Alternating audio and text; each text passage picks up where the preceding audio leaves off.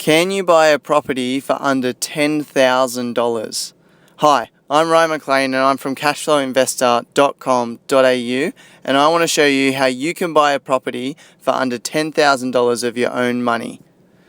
This is going to be a step-by-step process, and it's very simple, and it's thinking that came from thinking outside of the box. It's a strategy that came from thinking outside of the box about how could we get into the market with the lowest amount of money. And I thought $10,000 is very achievable for a lot of people, so we wanted to start with that. Step number one is to find a piece of land or a property worth $100,000. Now let's be clear here. It's probably not going to happen in the centre of Sydney. It's probably not going to happen in Melbourne. It's probably not going to happen in Brisbane. You're going to have to look outside of these highly populated areas and look at more rural areas.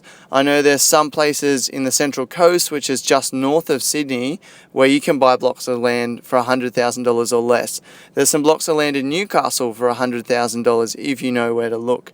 There's blocks of land in great places that are not highly populated like Sydney, but populated enough. Find a piece of land or a property worth $100,000. Spend $5,000 on the deposit, which is 5% of the purchase price. Step 3 is to get lender's mortgage insurance added to the loan rather than paying it for yourself. So lenders will often add what's called lender's mortgage insurance onto the cost of your loan when you don't have a 20% deposit, when you have less than 20%. They will say, because we're taking extra risk, we need you to pay this insurance premium, which will, counteract if you end up going belly up and we lose some money. It will help cover that. But you can often get that added to the loan rather than paying for it out of your own pocket. So far we're out $5,000 of our own money. Tip number 4 is to pay stamp duty. Now, I've done a quick calculation of stamp duty in New South Wales on land worth $100,000 to an investor, and it estimated around $3,500. So pay stamp duty around $3,500.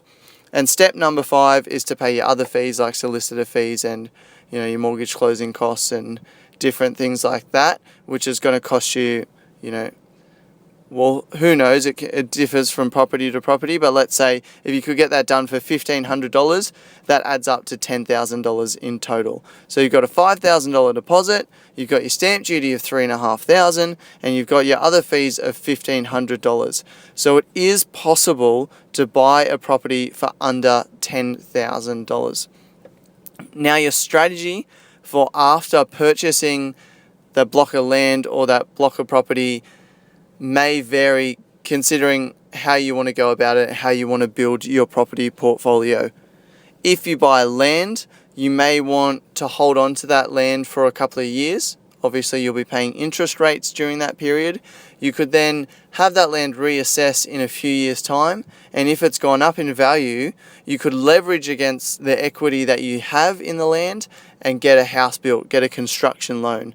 You could build the house, then get it revalued after it's built. Hopefully it'll be worth more than the money you've put into it. You can then either leverage again, or you could go and sell that house and use the money to buy another property. If you're buying a property that is existing for under 100 grand in a small town or something, you can then rent that out, you can renovate that, you can use that to produce income for you. And so there you have how to buy a property for under $10,000. If you want to learn more about investing in positive cash flow property, then try our Property Investors Masterclass, which is absolutely free.